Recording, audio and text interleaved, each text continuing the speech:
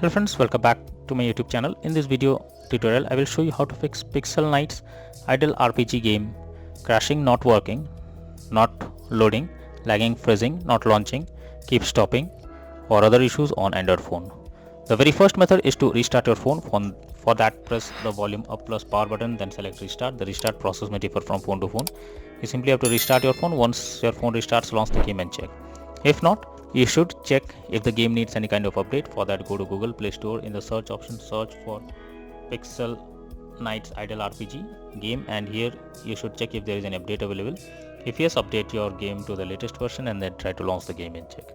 If not, next is to force stop the game. For that, click and hold the game icon, click on app info, click on force stop and then click on OK. Now try to launch the game and check. If the issue still continues, you should clear the cache of the game. For that, click on storage and cache, click on clear cache, and after that try to launch the game and check. You should also check if there is any internet connection problem. So make sure your internet connection is stable and not fluctuating. If you're using mobile data, go to Wi-Fi or do vice versa and then try to launch the game and check.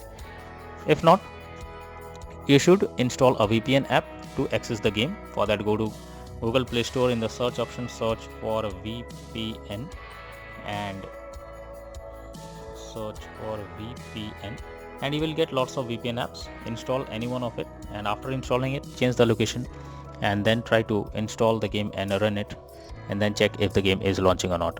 But if the issue still continues, then you should reinstall the game. For that, click and hold the game icon. Now click on delete icon and then click on uninstall. After removing the game from your phone, again go to Google Play Store. In the search option, search for Pixel Knight's Idle RPG game and finally click on the install option. Once the game is installed, now try to play it and check whether it's working or not. So that's all for now in this video. Thank you.